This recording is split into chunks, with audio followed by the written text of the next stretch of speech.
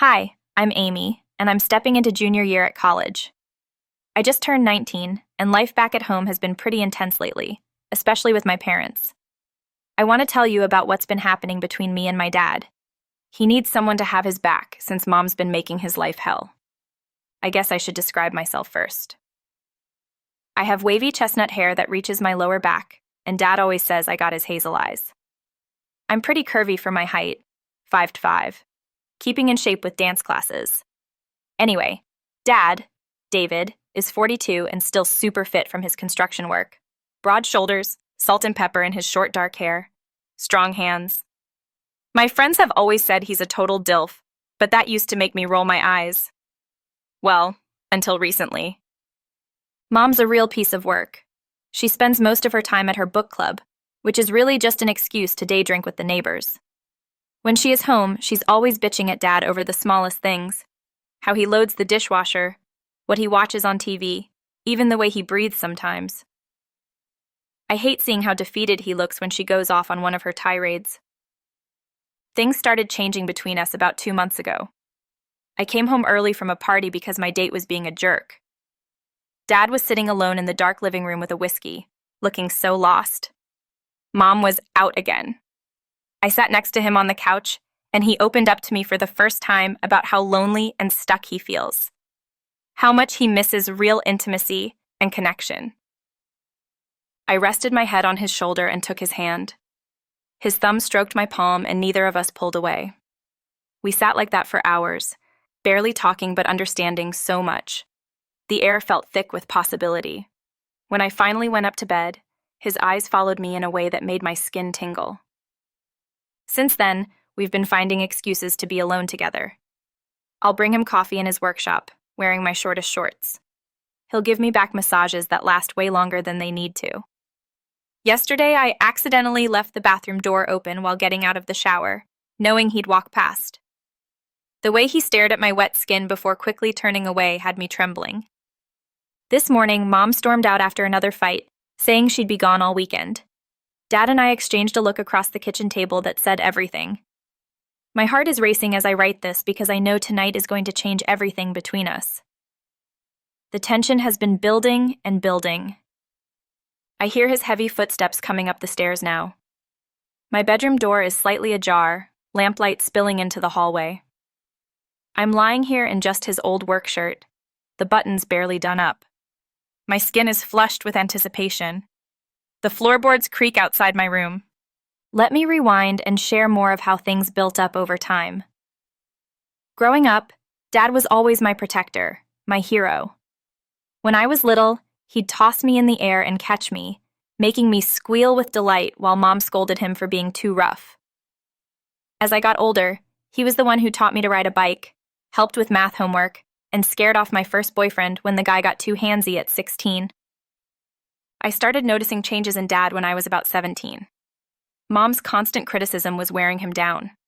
She'd throw these fancy dinner parties to show off to her friends, then berate him if he used the wrong fork or said something she deemed embarrassing. I'd catch him sitting alone in his workshop late at night, shoulders slumped, a beer in his calloused hands. The summer before college, everything shifted. Mom was at another spa weekend with her friends, and I was helping Dad repaint the kitchen. It was sweltering hot. I was in a tank top and cut-off shorts, him shirtless in old jeans. Paint kept dripping on us, and we got playful, dabbing white spots on each other's skin. At one point, he reached up to wipe paint off my cheek, and his touch lingered. I felt his rough thumb graze my lower lip, saw something dark and hungry flash in his eyes, before he quickly pulled away. That night, I lay in bed touching my lips where his fingers had been, my body humming with confusing new feelings. The goodbye when I left for freshman year was intense. Dad hugged me so tight, his face buried in my hair, breathing me in. Mom just did her usual air kiss and reminded me not to gain the freshman 15. In my dorm that night, I cried thinking about leaving him alone with her. When I'd come home for breaks, the dynamic kept evolving. Dad's eyes would follow me when I'd walk around in my pajamas. He started finding reasons to touch me, adjusting my necklace, brushing lint off my clothes, his hands always staying a beat too long. I found myself dressing differently when Mom was out. letting my robe fall open a bit when bringing him coffee. Last month, I overheard them fighting about intimacy. Mom was shrieking that he was inappropriate for trying to touch her, that she was sick of his disgusting needs. I watched him through the crack in the door as she stormed out. He punched the wall, then sank into his chair, head in his hands. Without thinking, I went to him. "Daddy," I whispered, using my childhood name for him. I straddled his lap like I used to as a kid and wrapped my arms around his neck. He stiffened at first, but then melted into me, his big hands splaying across my back. I could feel him trembling as I stroked his hair. "My sweet girl," he murmured into my neck. "You're the only one who understands me." His lips brushed my skin as he spoke, sending electricity down my spine. I shifted in his lap and felt him beneath me. We both froze, hearts racing, teetering on the edge of something forbidden and inevitable. Since that night, every interaction has been charged with unspoken desire. When we hug goodbye, his hands drift lower on my back. When I sunbathe by the pool, he watches from his workshop window. Last week, I caught him sniffing my hair scrunchie I'd left on the bathroom counter. Mom's too self-absorbed to notice the heat building between us. She's more concerned with her tennis instructor, Brad, and their suspicious late-night lessons. Her cruelty towards Dad has only gotten worse. Yesterday, she mocked his dad bod at dinner, not knowing I'd seen him working out shirtless that morning, his muscles still impressive enough to make me blush.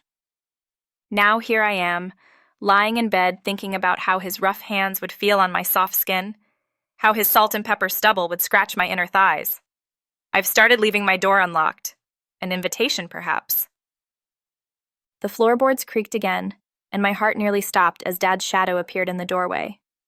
He stood there silently, his broad frame filling the space, eyes dark with conflict.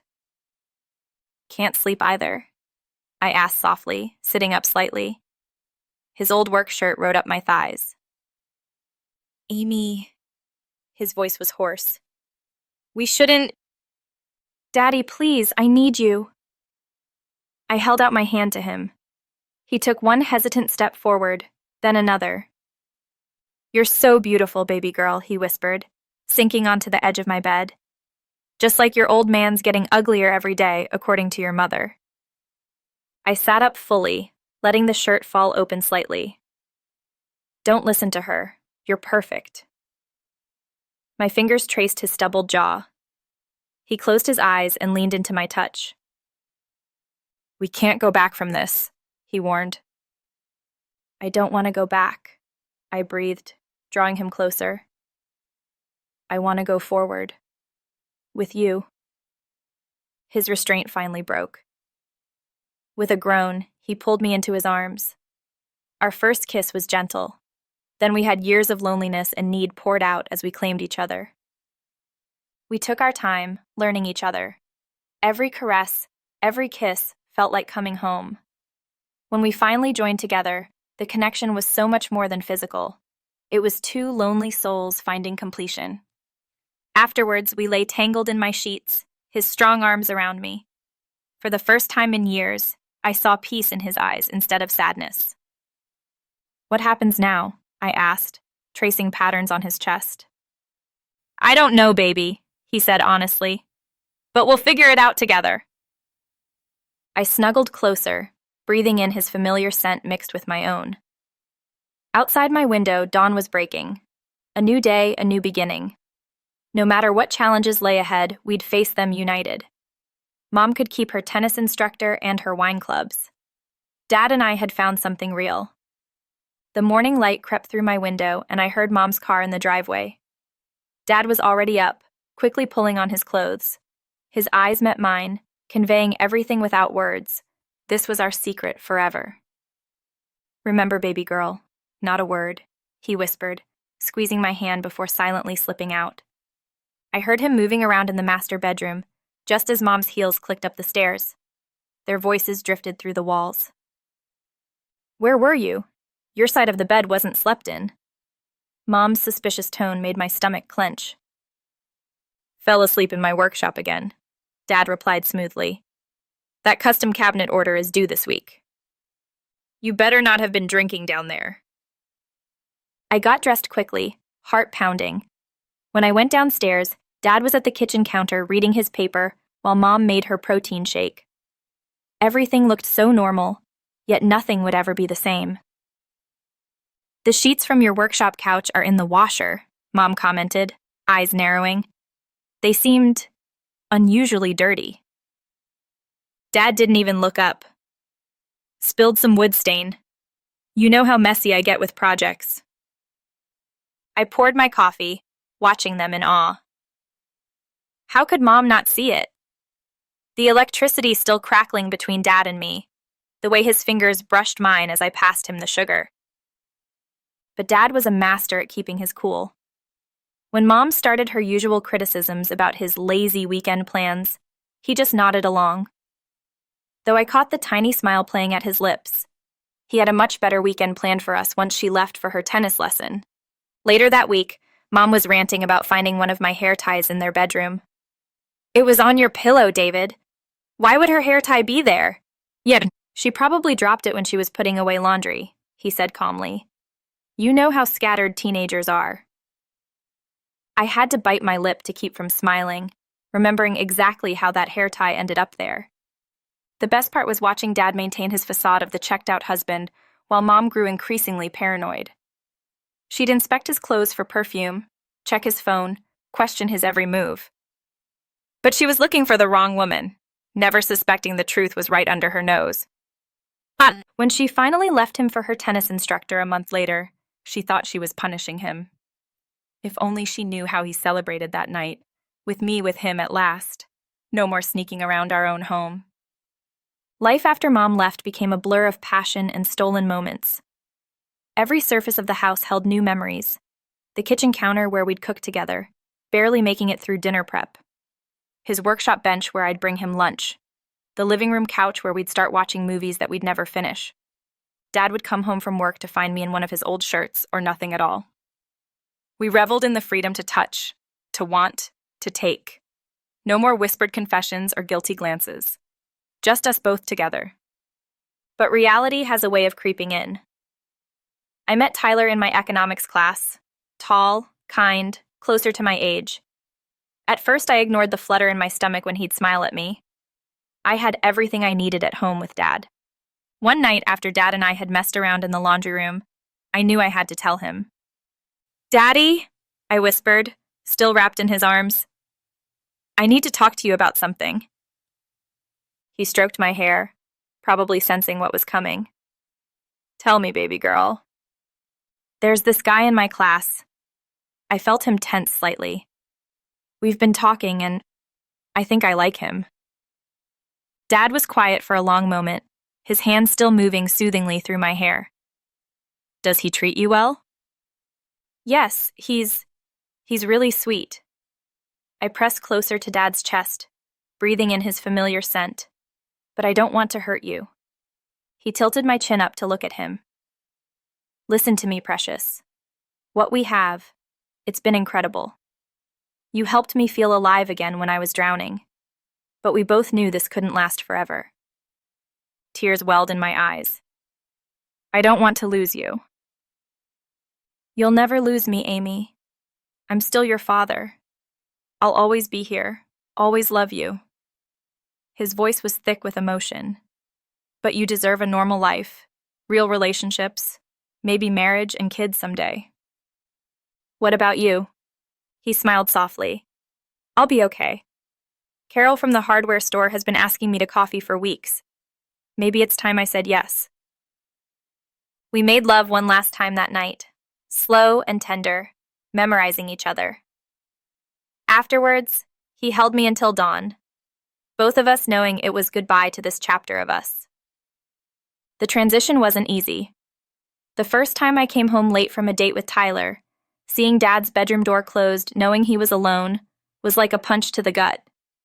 When Carol started coming around for dinner, I had to fight down jealousy, even though I'd encouraged him to date her. But gradually, we found a new normal. Dad and I still shared lingering hugs and meaningful looks. Our secret would always bind us together. But we both knew we'd given each other exactly what we needed during that brief, passionate time.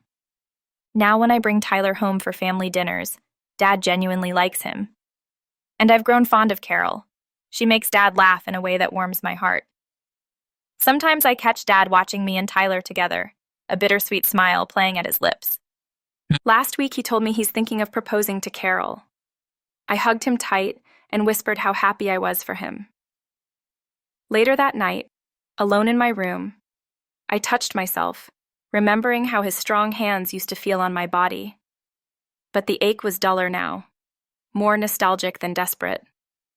We'll always have those weeks of fierce passion, of healing each other's loneliness. But love means knowing when to let go, when to set each other free to find happiness elsewhere. Dad taught me that, among so many other things. Our secret remains safe between us, a beautiful memory we'll cherish, but never revisit. Life moves forward, and so must we. But sometimes when he calls me baby girl, I see that old spark in his eyes and know he's remembering too. 5 years flew by. I dated quite a few guys after Tyler, some serious, some just fun. Each relationship taught me something, but none quite matched the intensity of what Dad and I had shared. Still, I knew we'd both made the right choice moving forward. Dad and Carol didn't work out in the end, but it helped him get back out there. He dated a yoga instructor, then a real estate agent, finally meeting Sarah at a home improvement store. She was different from Mom in every way, warm, supportive, actually appreciated his dad jokes. I moved in with my boyfriend Jason after graduation. The day Dad helped us move boxes into our apartment, I caught him looking wistful at my old bedroom. We shared a long hug that said everything we couldn't speak aloud. "You'll always be my baby girl," he whispered. Through my 20s, I built my career in marketing while Dad's construction business thrived. Sarah moved in with him, filling our old house with the sound of genuine laughter. I'd come over for Sunday dinners, watching how happy he was with her, feeling grateful we'd let each other go when we did. Jason proposed last spring. When I told Dad, he hugged me tight, his eyes misty. Later, alone in his workshop, we acknowledged what we were both thinking. "Sometimes I wonder," I started. "Don't," he said gently. "What we had was beautiful, but it was meant to be temporary. Look at us now. You're engaged to a good man. I have Sarah. We're where we're supposed to be." He was right. The passion we'd shared helped us both heal and grow, but it wasn't meant to last forever. Now we have a deeper bond, father and daughter, best friends, keepers of a precious secret that made us who we are today. Dad walked me down the aisle last month. As he placed my hand in Jason's, I saw in his eyes that same love that had once consumed us both, transformed now into something purer, permanent. Our secret romance had bloomed into the kind of father-daughter relationship most people only dream of. We still share knowing looks sometimes, private smiles when certain memories surface. But there's no regret, no lingering desire, just gratitude for that brief, beautiful time when we saved each other. Life moves in cycles. People come and go, love transforms, wounds heal. Dad and I found each other when we needed it most, then found the strength to let go. Now we watch each other's happiness from a comfortable distance, bound forever by what we shared, but content with where we are. Some nights I still dream of those passionate weeks, of his strong hands and gentle words. But I wake up next to Jason, grateful for the path that led me here. And I know Dad feels the same, holding Sarah close in our old family home. We made it. We healed. We moved on. And our secret remains safe between us, a beautiful memory we'll take to our graves.